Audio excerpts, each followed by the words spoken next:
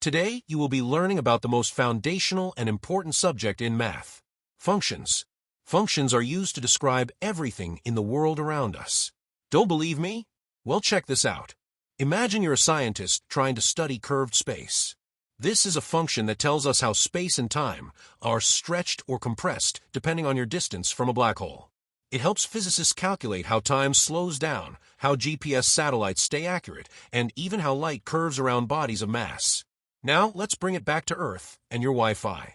Ever wonder how those invisible electromagnetic waves that are letting you see this video actually work? This function models the electric field of your Wi-Fi signal, a wave bouncing around your room. The function tells you the strength of the signal depending on position, x, and time, t. Functions can even be used to model the chemicals that are traveling through your brain, the flow of electricity through your neurons, and even the particles that make up your neurons, which means yes. Functions can even be used to explain your very thoughts and feelings.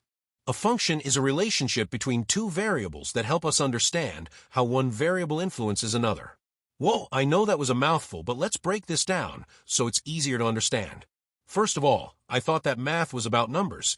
What the hell are these letters doing here? And also, how can they be related to each other? These are great questions, and they really get to the core of what a function is. First of all, while it is true that we use letters to represent variables, a variable is actually just a collection of numbers. So now you may ask, if a variable is just a set of numbers, then what set of numbers make up the x variable? And the answer is all of them. Think of any number that you can. 0, 1, 3.14, 2.71, 11. There are an infinite amount of numbers that you can think of, and instead of writing them all out, we represent them using a variable called x. We can organize this collection of infinite numbers better by putting them onto a number line that we will call x. Similarly, we can create another number line that overlaps the x number line and call it y to represent the set of numbers that make up the variable y.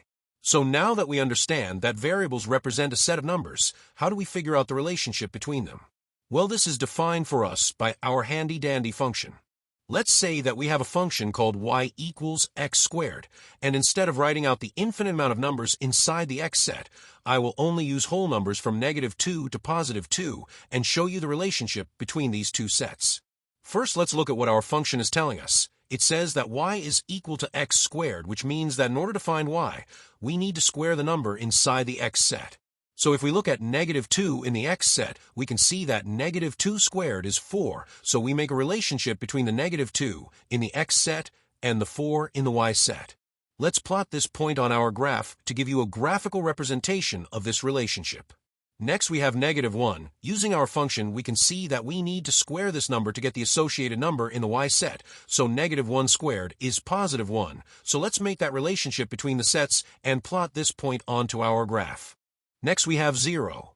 And 0 squared is still 0, so let's make that relationship. Lastly, we have +1 and +2 in the x set, and we need to relate these to the y set. Pause the video and see if you can figure out the relationship for these last two numbers.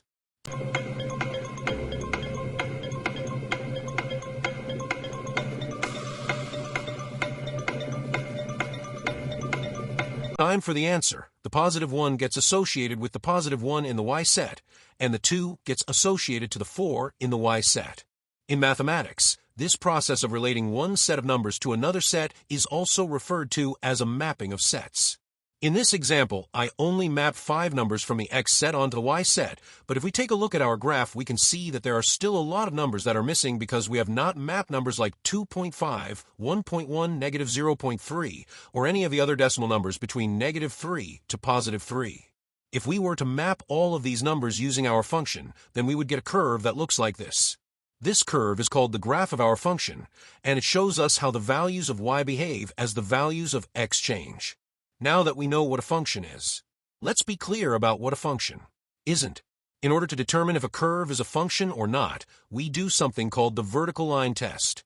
In order to do the vertical line test, you graph a function using the method I showed you earlier, and you draw a vertical line over random points on the curve. If the curve only intersects the vertical line at one point regardless of where we draw the line, then the curve passes the vertical line test, as you can see in this graph here. No matter where I put the line, the curve only touches the vertical line at one point, therefore it passes the vertical line test, and we know that it is a function. Now, if we look at this goofy curve here, we can clearly see that it does not pass the vertical line test because we can draw a vertical line over the curve, and the curve intersects the line at 2 points. Therefore, it is not a function. Now, at this point, you may be wondering, isn't this a wacky way of defining a function? I mean, it sounded like it was defined by a 12-year-old. Just draw a vertical line over the graph and see if it intersects at 1 point? I mean, surely there must be a more official-sounding way of defining this concept, and to that I say, yes, there is a more mathematically official way of defining a function, and it looks like this. I mean, can you even understand a lick of this? Yeah, I didn't think so. So let's just stick to the vertical line test for now. It means the same thing, and it'll save you a huge headache. Make sure to be the pre-calculus Chad, and keep it simple. That's all for this video. Make sure to subscribe for more math for newbies.